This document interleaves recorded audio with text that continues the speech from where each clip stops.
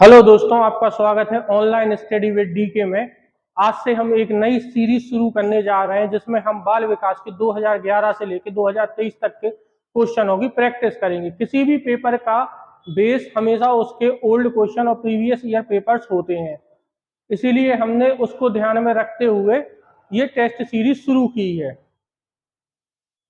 मेरा नाम है अलवेश बिलगैया। मैं सीटेट पेपर 1 पेपर 2 दोनों क्वालिफाई हूँ, उत्तर प्रदेश टेट क्वालिफाई हूँ, राजस्थान रीट निकाल चुका हूँ और वर्ग 2 मैथ और साइंस दोनों से क्वालिफाई हूँ और फिलहाल मैं वर्ग 3 में नियुक्ति पा चुका हूँ। चलिए शुरू करते हैं आज की सीरीज। मगर आज की सीरीज शुरू करने के पहले हम थोड़ी सी कुछ बातों पर ध्यान दे लेते हैं। जैसे आपका पेपर काय का है, सीटेट का, सेंट्रल टीचर एलिजिबिलिटी टेस्ट। तो इसमें जो आपकी पेडागोजी होती है ना, ये कितने नंबर की आती है? आप सोच रहे होंगे 30, नहीं भैया, ये टोटल आती है हाफ एंड नंबर की, 90 नंबर की। 30 नंबर की तो प्योर आती है, 15-15 नंबर की सब्जेक्ट में आती है। मैथ में आएगी, है ना, 15 नंबर की हिंदी में आएगी, अंग्रेजी में आएगी और पर्यावरण में आएगी। इस प्रकार से ये कितने की हो जाती है? टोटल 90 नंबर की। इसलिए ये हाफ पोर्शन कवर करती है आपका। और सीटेट में जो पेडागोजी आती है उसका लगभग बेस क्या होता है? एक तो एनसीएफ 2005, एक होती है आपकी एनईपी पढ़ना पड़ेगा आपको, और 2020 विशेष करके, और एक आरटीई, और कुछ नेगेटिव पॉजिटिव वर्ड्स। सीटेट में जो भी पेडागोजी आती है वो लगभग लॉजिकल आती है। कैसी? लॉजिकल, जिसको आप सोच के समझ के सॉल्व कर सके। और अपन गलती क्या कर देते हैं, अपन वहां पर अपना लॉजिक अपने तरीके से लगाते हैं, ना कि बच्चे को। पेडागोजी में क्या पढ़ते हैं अपन? बाल विकास। तो अपन को अपना लॉजिक किसको ध्यान में रख के लगाना? बालक को, है ना। और बालक सबसे अच्छा कहां सीखता? रियल लाइफ एग्जाम्पल से।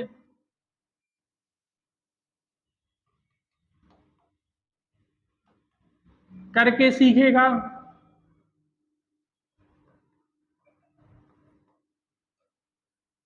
नेगेटिव क्या होता? Rote learning.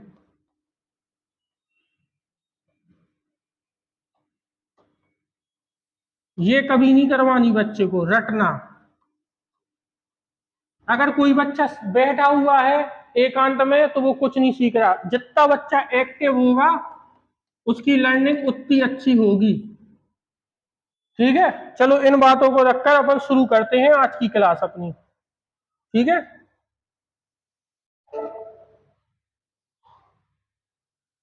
आप हमारी ऐप पर जाकर ऐप को डाउनलोड कर सकते हैं प्ले स्टोर पर, और उसमें फ्री टेस्ट सीरीज लगा सकते हैं। चलिए शुरू करते हैं आज का पहला क्वेश्चन। एक बहुसांस्कृतिक कक्षा में आप एक भाषा शिक्षक के रूप में किस बात को अधिक महत्व देंगे? मतलब आप एक भाषा शिक्षक हैं तो आप किस बात को ध्यान देंगे? पाठ्य पुस्तक के प्रत्येक पाठ को भली भांति समझाना, चलो समझाना तो ठीक है। बच्चों को व्याकरण सिखाना ये तो गलत हो जाएगा, क्योंकि किसकी बात चल रही है अपनी यहाँ पर? प्राथमिक स्तर पर। स्वयं शुद्ध भाषण का प्रयोग करना ये तो ठीक है, मगर बच्चों को सबसे ज्यादा क्या, वो खुद करके सीखे। बच्चों को भाषा प्रयोग के अधिक से अधिक अवसर देना। जितना वो खुद करेंगे उतना ज्यादा सेल्फ लर्निंग करेंगे, उतना ज्यादा अच्छा सीखेंगे।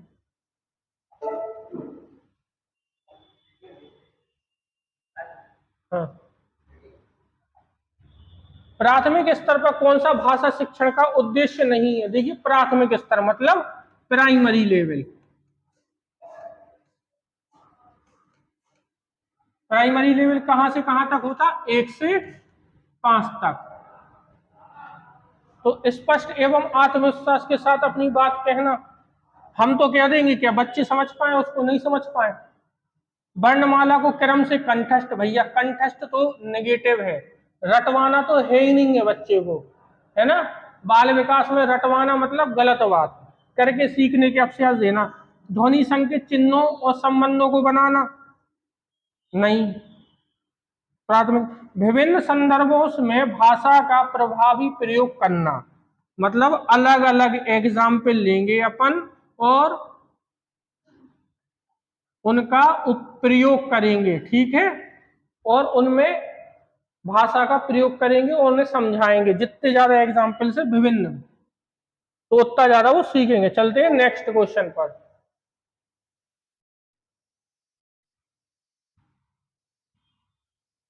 गृह कार्य के बारे में कौन सा कथन उचित है? गृह कार्य अभिभावकों को व्यक्त करने उत्तम साधन है। नहीं भैया, यहाँ माँ बाप को थोड़ी है, बच्चे करते, ये तो गलत हो जाएगा। बच्चों की क्षमता स्तर के अनुसार गृह कार्य दिया जाना चाहिए, सही बात है।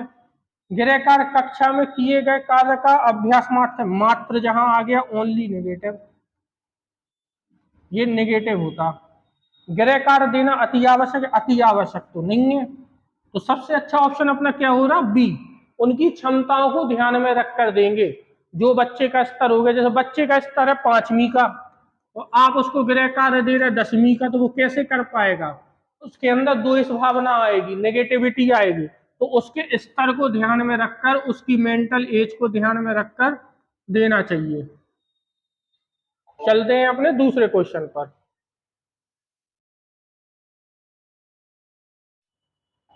भाषा के अभिव्यक्तात्मक कौशल कौन से हैं? तो जल्दी आप कमेंट करके बताएं कौन से हैं। अच्छा, भाषा के कौशल कितने होते हैं ये बता सकता है कोई कमेंट में?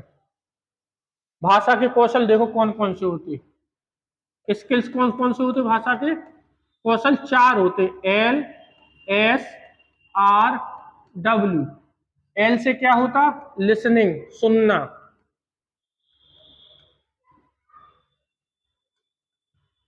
एस से क्या होता, स्पीकिंग,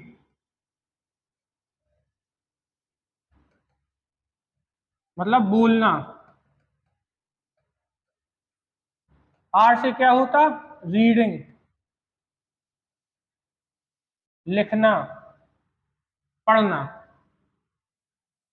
सॉरी, क्या होता, पढ़ना। इससे क्या होता, राइटिंग, लिखना।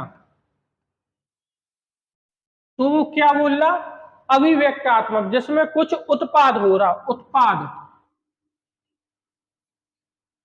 निकल रहा। किसमें निकलता, इनमें से 2 है उत्पादिक और 2 है रिसेप्टिव, जिसमें अपन ग्रहण करते। ग्रहणशील कौशल कौन से, उत्पाद वाले कौन से? तो उत्पाद देखो कौन में निकलेगा, बोलने में, और काय में, लिखने में। लिखने में अपन मन में कुछ सोचते हैं, फिर अपना थॉट लिखते हैं, बोलने में निकल रहा ना, उत्पाद हो रहा।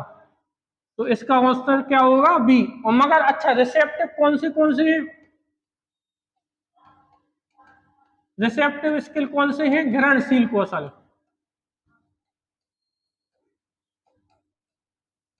ग्रहणशील कौशल कौन है, ग्रहणशील कौशल कौन हो गया, देखो लिखना और बोलना, ये तो हो गए। अब कौन सा बचा, सुनना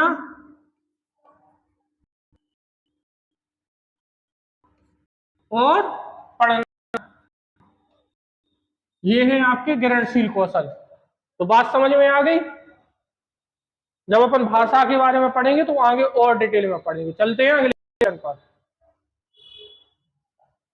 एक विद्यालय ने राजस्थान के लिए कक्षा 5 के बच्चों के शैक्षिक भ्रमण की योजना बनाई। भ्रमण के दौरान बच्चों से आपकी क्या अपेक्षाएं रहेंगी? चलिए बताइए पढ़कर क्या होगा। चीजों के बारे में बिना प्रश्न पूछे, भैया बिना प्रश्न पूछे मतलब नेगेटिव। इसमें बच्चा कुछ कर ही नहीं रहा, पैसिव है। कैसा है, पैसिव है, एक्टिव नहीं है। एक्टिव होता तो अच्छी चीज होती है। ये तो हो जाएगा नेगेटिव, तो ये तो होगा नहीं। उन्हें आनंद उठाना, मात्र आनंद उठाना नहीं हो सकता है। यदि उनके कोई प्रश्न हो तो घर पर पहुंचना, घर पे पहुंच के काय को बात करेंगे।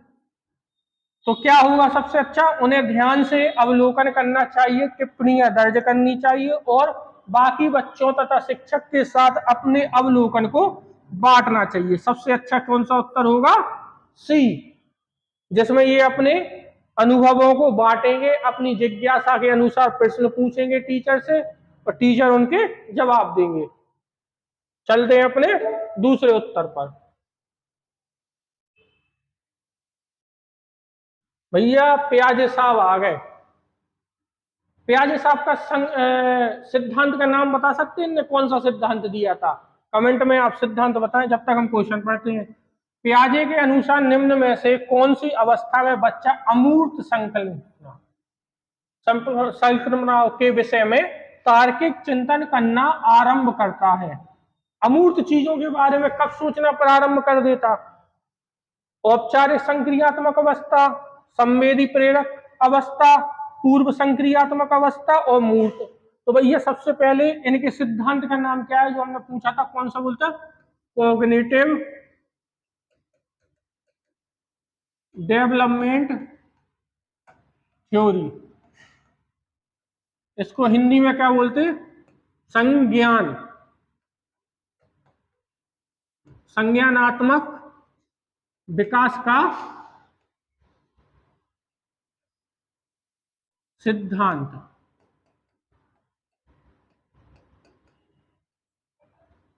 ठीक है, संज्ञानात्मक विकास का सिद्धांत किसने दिया था? तो जीन पियाजे ने। इनने अपने 3 बच्चों के ऊपर रिसर्च की थी, फिर उससे उनने ये सिद्धांत निकाला था और ये स्विट्जरलैंड में के थे। ये फ्रांस गए, फ्रांस में इनने यूनिवर्सिटी में अल्फ्रेड बिने से मिले, वहां पर इनने उन बच्चों पर रिसर्च की जो फेल हो गए थे। ये इनका कहना था जो फेल हो गए बच्चे, उनमें वो कुछ अलग तरीके से सोचते हैं और उनसे जानने का मौका मिलता है कुछ नया। और कॉग्निटिव का और संज्ञान का मतलब कैसे होता? मन से, ठीक है ना, दिमाग से, बौद्धिक। तो इनके कितनी अवस्थाएं दी थी? 4 अवस्थाएं दी थी। कौन कौन सी दी थी और उनकी एज बतानी? सबसे पहली कौन सी थी? संक्रियात्मक।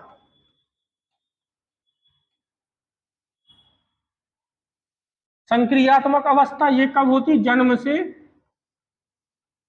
2 वर्ष। जीरो मत लिख लेना, जीरो नहीं होता, जन्म होता, जन्म से। फिर कौन सी होती? पूर्व संक्रियात्मक।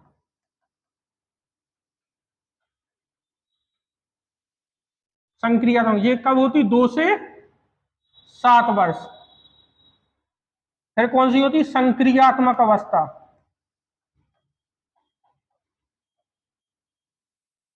ये कब होती? 7 से 11। और फिर कौन सी होती? औपचारिक।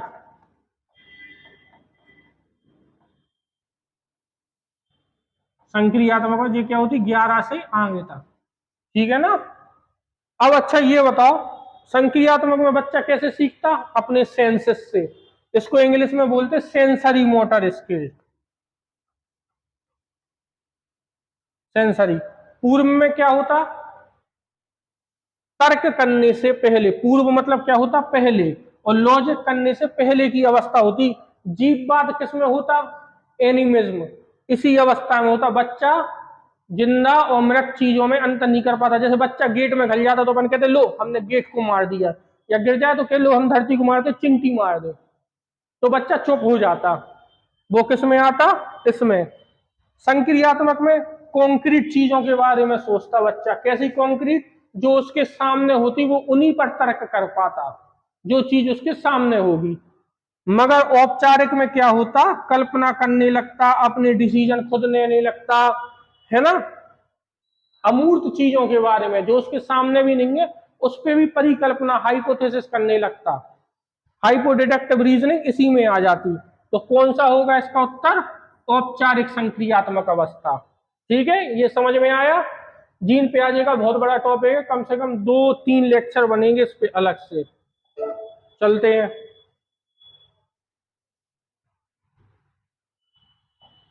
सीखना समृद्ध हो सकता है यदि।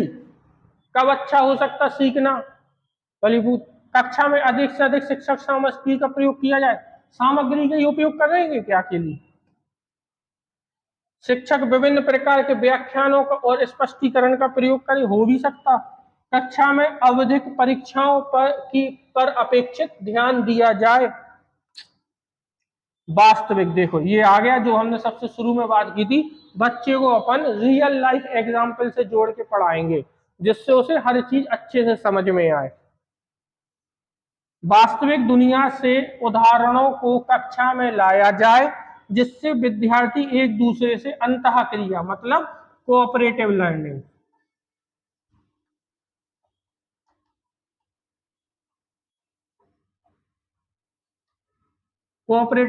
है ना, करे और शिक्षक उस प्रक्रिया को सुगम बनाए। शिक्षक का क्या क्या रहे, प्रक्रिया को सुगम बनाना।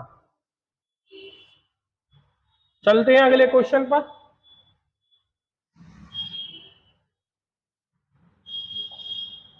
बुद्धि लब्धांक सामान्यतः रूप से शैक्षिक निष्पादन से संबंधित होता है, मतलब आईक्यू। आईक्यू किसने बात करी आईक्यू की? अल्फ्रेड बिनेट ने। और आईक्यू का सूत्र क्या होता?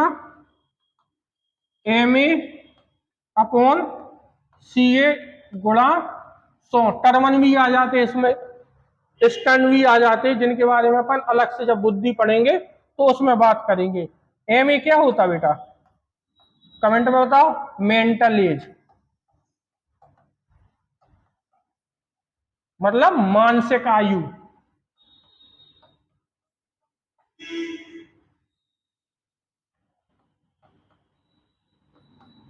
और CA क्या होता? क्रोनोलॉजिकल एज मतलब वास्तविक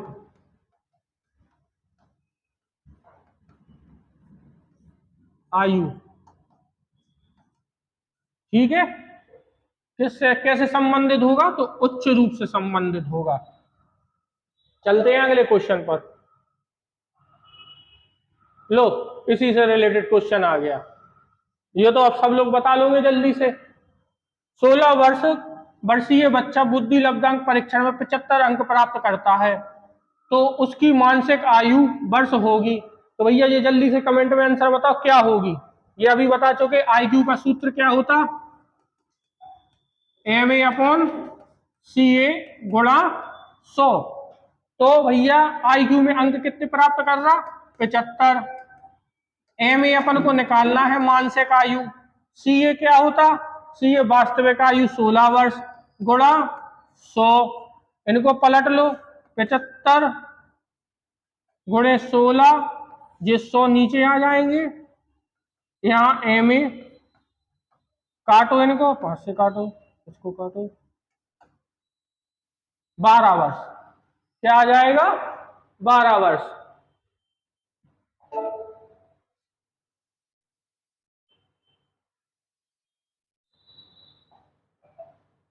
विद्यार्थियों के पोर्टफोलियो के लिए सामग्री का चयन करते समय खाली स्थान जरूरी होना चाहिए।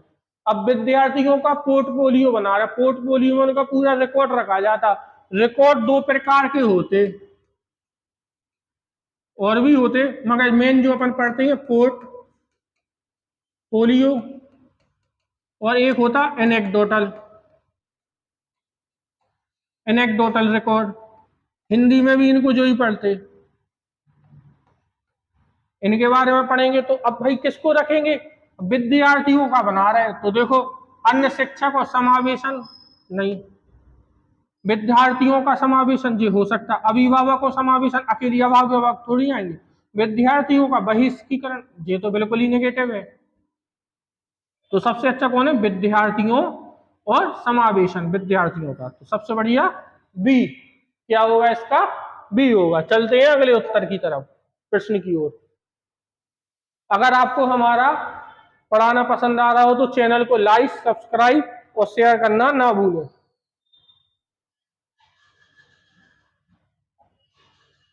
सफल समावेशन को निम्नलिखित में आवश्यकता होती है सिवाय। अब देखो समावेशन में क्या होता? समावेश करते।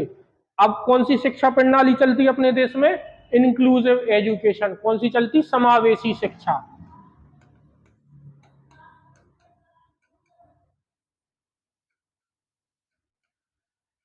समावेशी शिक्षा चलती है अपने देश में। और समावेशी में क्या होता, सबको साथ लेकर चलते,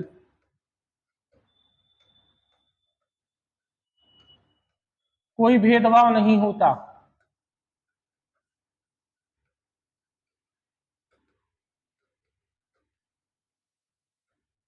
हर एक बच्चे की जरूरत पर ध्यान दिया जाता। तो भैया समावेशन में क्या होगा, संवेदनशील बनाना है। और सबसे पहली बात, परलो सफल बनाने के लिए निम्नलिखित की आवश्यकता होती है, सिवाय मतलब नहीं है। तो ये तो है, अभिभावकों की भागीदारी, पेरेंट्स मीटिंग होती स्कूल में, ये भी है। क्षमता संवर्धन, बिल्कुल अपन स्टूडेंट की क्षमता बढ़ाना चाहते हैं ना, मगर पृथकीकरण मतलब अलग करना, तो ये नहीं है। सबसे पहले ये याद रखा करो, सिवाय या नहीं वाले क्वेश्चन, ओनली वाले, इन्हीं में सबसे ज्यादा गलती होती है पेपर में। तो अपना सही उत्तर कौन सा है, बी। चलते हैं अगले प्रश्न की ओर।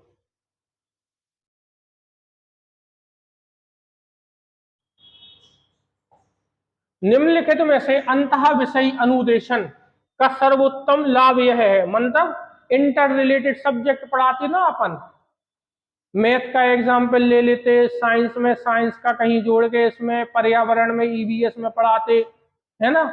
तो उनका क्या होता, उनका काम क्या है, पाठ योजना बनाने और गतिविधि में शिक्षक को अधिक लचीलेपन की अनुमति देता है, देता तो है हल्की फुल्की। विद्यार्थियों को सीखे गए ज्ञान का बहु संदर्भों में अनुप्रयोग करने और सामान्यीकृत करने की अवसर दिए जाते हैं। भैया सबसे अच्छा है, विद्यार्थी जो सीखेंगे उसको अलग अलग जगह उपयोग करेंगे, उनसे अपना एक सामान्यीकरण बनाएंगे, एक सामान्य आइडिया निकालेंगे। Main thought. चलते हैं अगले प्रश्न पे।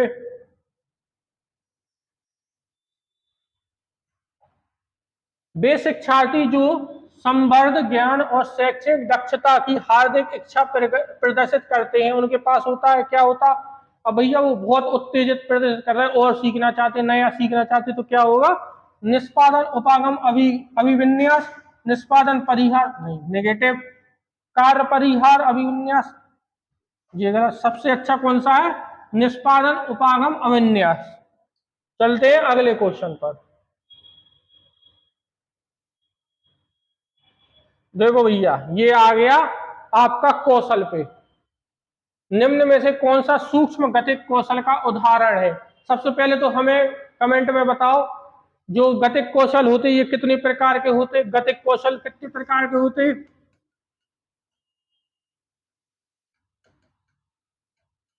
दो प्रकार के होते। पहला कौन सा होता,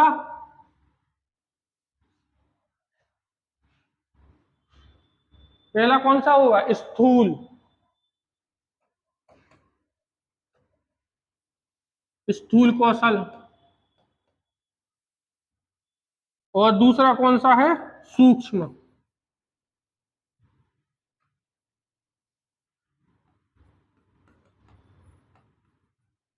स्थूल में क्या होता, बड़ी मांसपेशी,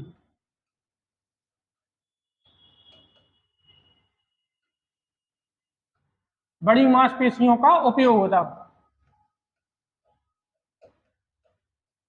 और इस सूक्ष्म से तो आपको समझ में आई ना, मतलब कौन सी मांसपेशी होंगी इस्तेमाल, छोटी।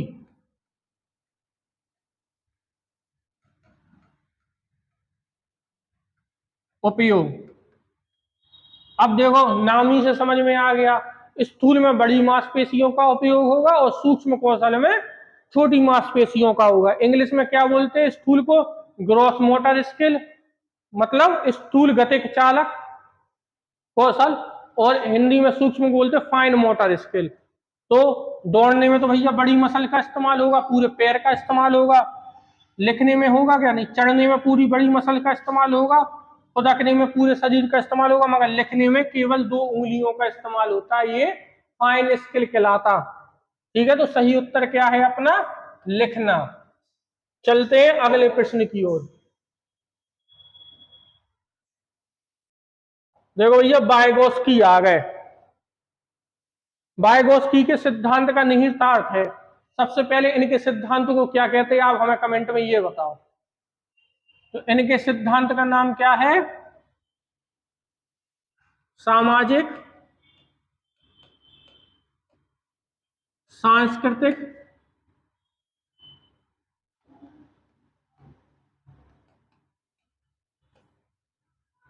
सिद्धांत।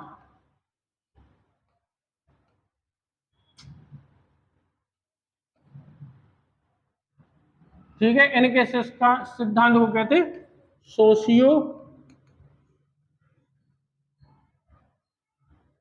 Learning theory. बच्चा मतलब जो भी सीखेगा किसके द्वारा सीखता? समाज के द्वारा। बच्चा जो भी सीखेगा समाज के द्वारा सीखेगा वाइगोत्स्की के अनुसार। और समाज के द्वारा कैसे सीखेगा? अंतः क्रिया करके, मतलब कोऑपरेटिव लर्निंग करके। ये कहते हैं कि जितनी ज्यादा बच्चे की इंटरेक्शन होगी समाज के साथ, बच्चा उतना ज्यादा सीखेगा। जितनी कम इंटरेक्शन उतना कम सीखना। देखो, साउथ इंडियन नॉर्थ इंडियन में अंतर होता, समाज में अंतर होता ना। कोई कबीले के लोग कैसे पाए जाते, कोई के कुछ, क्योंकि समाज से फर्क पड़ता है। कहते हैं साधु के साथ रहोगे तो साधु बन जाओगे, और जैसे के साथ रहोगे चोर के साथ तो चोर। तो उसी प्रकार से बच्चे पे समाज का बहुत ज्यादा प्रभाव पड़ता है वाइगोत्स्की के अनुसार। तो कैसे सीखेगा? संयोगात्मक समस्या समाधान से, सबसे बेस्ट है। और हाँ, एक चीज और याद रखना, स्कैफोल्डिंग शब्द।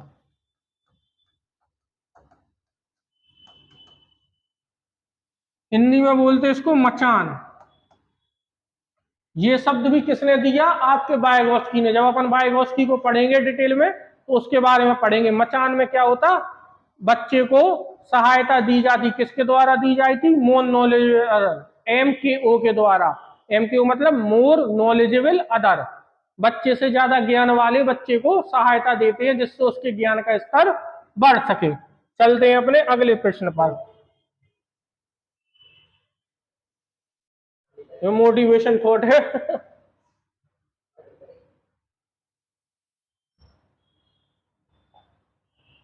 किशोर का अनुभव कर सकते हैं। देखो भैया, किशोर किसका अनुभव कर सकते हैं? तो किशोर अवस्था को क्या बोलते? तनाव और तूफान की अवस्था। इसी में वीर पूजा शुरू हो जाती।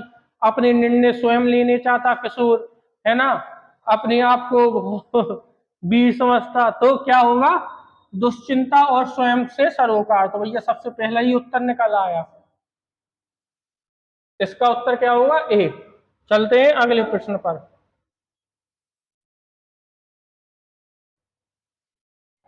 सीखने संबंधी निरुक्ताएं सामान्यता किन में पाई जाती?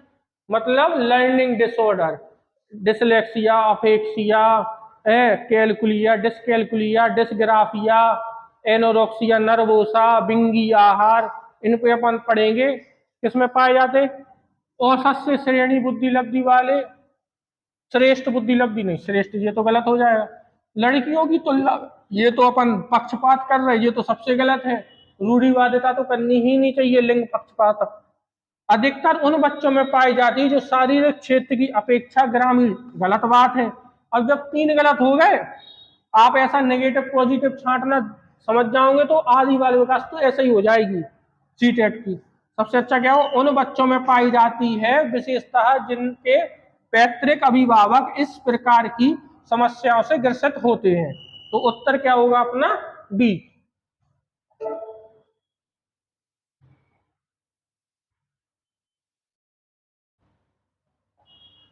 मोनिका जो गणित की शिक्षिका है, राधिका से एक प्रश्न पूछती है। राधिका से कोई उत्तर ना मिलने पर वह तुरंत मोहन से दूसरा प्रश्न पूछती है। जब उसे महसूस होता है कि मोहन उत्तर बताने में संघर्ष कर रहा है तो वह अपने प्रश्न के शब्दों को बदलती है। मोनिका की यह प्रवृत्ति प्रदर्शित करती है, किस बात को प्रदर्शित कर रही? किस बात को प्रदर्शित कर रही है बताओ, कमेंट में जल्दी बताओ। देखो, राधिका बेचारी नहीं बता पाई तो उसको दूसरा मौका नहीं दिया उसने, मगर मोहन को वो दूसरा मौका दे रही। एक प्रश्न पूछा, नहीं बता पाया तो लैंग्वेज को सरल करके पूछ रही, उसको हिंट दे रही। उसकी मदद कर रही, मगर राधिका की नहीं की, तो पक्षपात तो कर रही वो कहीं ना कहीं। और कैसा पक्षपात कर रही? लिंग पूर्वाग्रह, मतलब लिंग रूढ़िवादिता वाला पक्षपात कर रही। अब देखो इसमें कहाँ है, इस तथ्य से पूर्णता परिचित है कि राधिका नहीं अपने सवाल के प्रति थोड़ा घबरा गई, मोहन का पक्ष लेकर लिंग भूमिकाओं में रूढ़िवादिता को बढ़ावा दे रही है। बिल्कुल सही, मोहन का पक्ष ले रही है। हाँ, तो इसका सही उत्तर क्या होगा? सी। चलते हैं अपने अगले प्रश्न पर।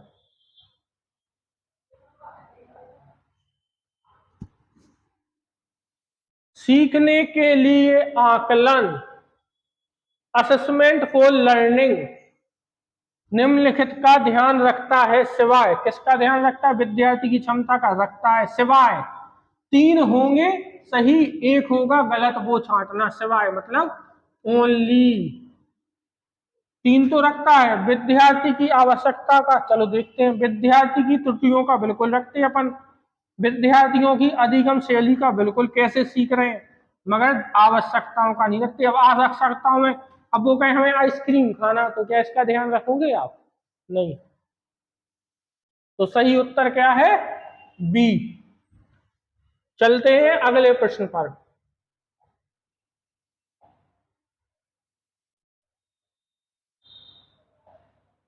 प्राथमिक कक्षा में सकारात्मक वातावरण निर्मित करने के लिए एक शिक्षिका को क्या करना चाहिए? देखो भैया, सकारात्मक वातावरण निर्मित करना, और काय में करना? प्राथमिक स्तर पर, प्राइमरी लेवल पर। भेद नहीं करना चाहिए, सही बात है।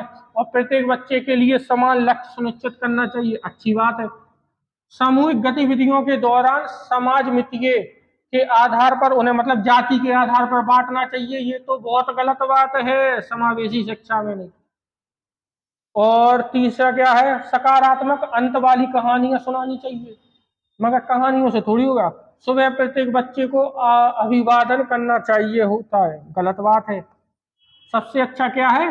भेद नहीं करना चाहिए और सबको समान बढ़ने के अवसर प्रदान करने चाहिए। चलते हैं अगले प्रश्न पर।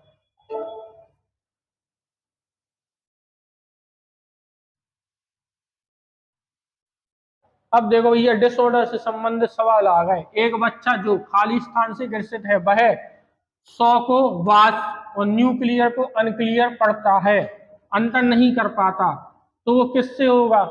तो आपने पढ़ी होंगी लर्निंग डिसऑर्डर।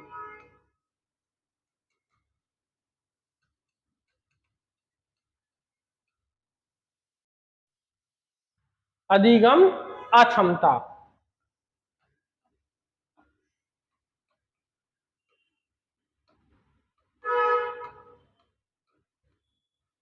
अधिगम अक्षमता, देखो एक तो होती डिसलेक्सिया,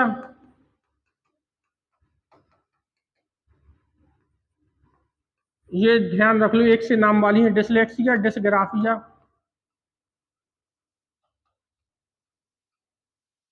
और एक होती डिसकैलकुलिया।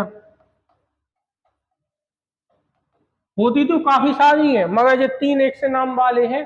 इसमें क्या होता? पठन संबंधी दोष आ जाता, बच्चे को पढ़ने में दिक्कत होती। ग्राफिया मतलब ग्राफ पेपर लिखने से, लिखने शरीर संबंधी है ना, मांसपेशियों में तालमेल नहीं होता डिस्ग्राफिया में। और डिसकैलकुलिया में गणित संबंधी, गणित से डर लगता, गणित से तो भाई सबको डर लगता है ना। तो इसमें क्या आ जाएगा आपका? डिसलेक्सिया, क्योंकि यहां वो पढ़ने में दिक्कत हो रही, उसको अंतर नहीं कर पा रहा शब्दों के क्रम में। चलते हैं अगले प्रश्न पर।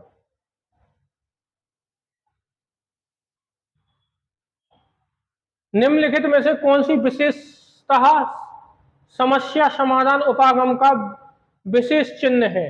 तो समस्या समाधान करते समय उसमें कौन सा विशेष चिन्ह होता, उसको पहचानना है। चलिए, समस्या मौलिक होती है?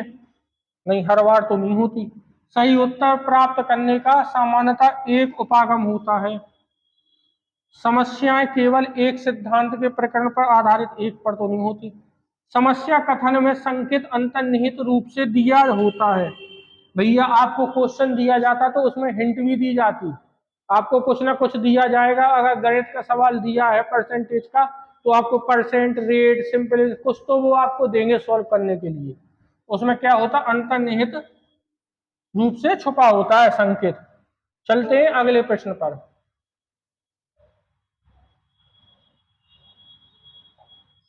बच्चे द्वारा की जाने वाली त्रुटियों के संबंध में निम्नलिखित में से कौन सा कथन सत्य है? भैया बच्चे होते हैं भगवान का रूप, और वो गलतियां करके सीखते हैं बाल विकास में। आप उन्हें डांट नहीं सकते, उन्हें खेल के द्वारा सिखाना पड़ता है। तो कौन सा सही होगा?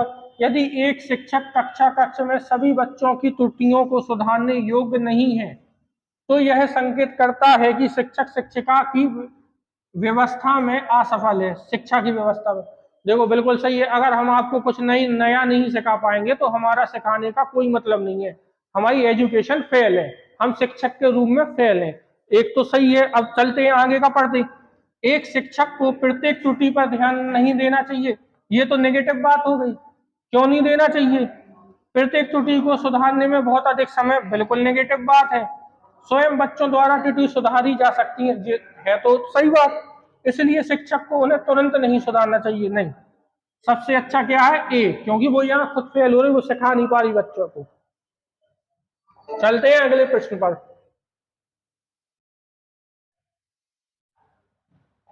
अब बात हो रही नर्सरी कक्षा की। नर्सरी कक्षा में शुरुआत करने के लिए कौन सी विषय वस्तु सबसे अच्छी होती है? अच्छा, आपको बच्चों को पढ़ाना हो, वो नर्सरी का बच्चा है, तो कैसे पढ़ाओगे?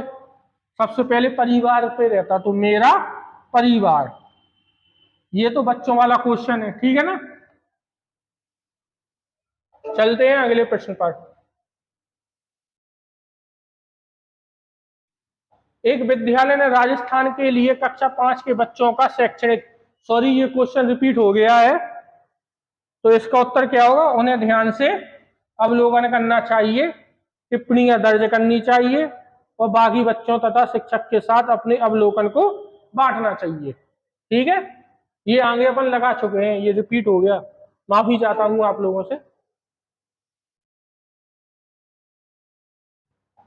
मन का मानचित्र संबंधित है। अब देखो, मन का मानचित्र, मन में किसी चीज का अपन चित्र बना रहे हैं, तो मन का मानचित्र, इसको इंग्लिश में क्या कहते हैं? Mind mapping.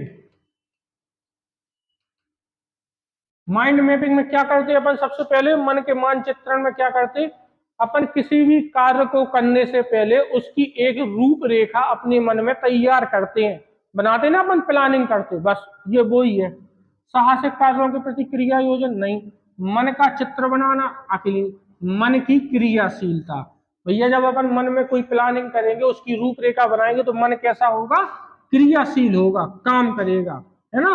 तो इसका सबसे सही उत्तर क्या होगा? सी। आगे बात समझ में। चलते हैं अगले प्रश्न पर।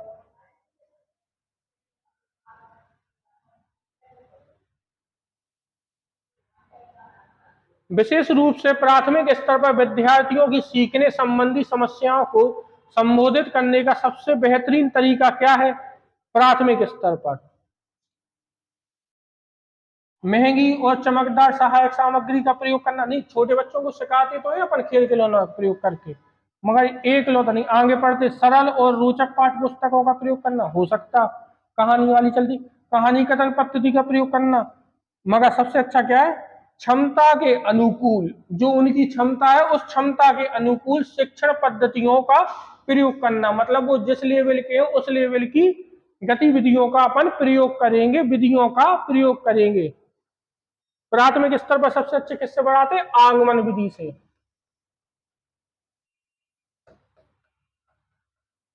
ये क्या होती? उदाहरण से नियम की ओर।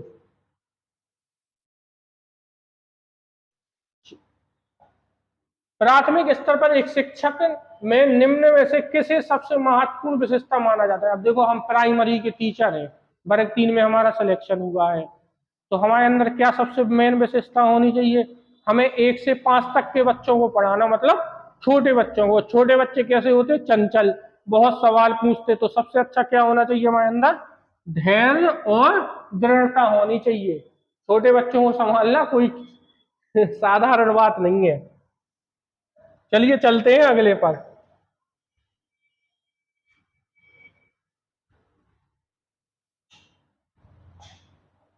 एक शिक्षक अपने लोकतांत्रिक स्वभाव के कारण विद्यार्थी को पूरे कक्षा में बैठने की अनुमति देता है। कुछ विद्यार्थी एक साथ बैठते हैं और चर्चा करते हैं, मतलब यहाँ क्या कर रहे हैं वो कोऑपरेटिव लर्निंग या सामूहिक पठन करते हैं। कुछ चुपचाप बैठकर अपने आप पढ़ते हैं, सेल्फ लर्निंग कर रहे हैं। एक अभिभावक को यह पसंद नहीं आता, उनके मम्मी पापा को लगता है यार ये क्या करवा रहे, हल्ला हो रहा। इस स्थिति से निपटने का निम्न में से कौन सा तरीका सबसे बेहतर हो सकता है? अब एक माँ बाप के अकॉर्डिंग अभिभावक को प्रधान आचार्य से अनुरोध करना चाहिए कि भी उनके बच्चों को अनुभाग बदल दें, क्लास बदल दें। नहीं, गलत बात है। अभिभावक को शिक्षक पर विश्वास व्यक्त करना चाहिए और शिक्षक के साथ समस्या पर चर्चा करनी चाहिए। बिल्कुल अच्छी, सबसे अच्छी बात तो ये है। आगे देखिए, अभिभावक को उस विद्यालय से अपने, बिल्कुल गलत बात है इनका। अभिभावक को प्रधान आचार्य से शिक्षक की शिकायत करनी चाहिए, गलत। सबसे अच्छा क्या है अपना सी, अभिभावक पर शिक्षक पर विश्वास व्यक्त करें। चलिए चलते हैं आखिरी प्रश्न पर।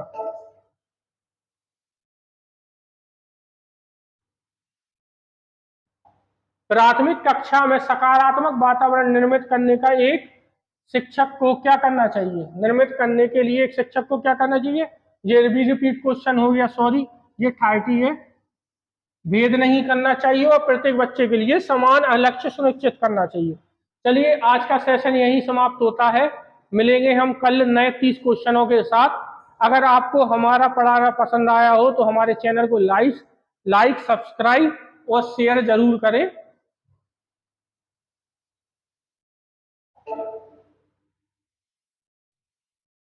और हमारे चैनल का नाम है online study with DK। Please कृपया इसको सब्सक्राइब, लाइक और शेयर करें, जिससे दूसरे भी पढ़ सकें और आप भी। और हमारी ऐप पर जाकर टेस्ट सीरीज जरूर लगाएं जो फ्री में अवेलेबल है। जय हिंद, जय भारत, जय श्री राम।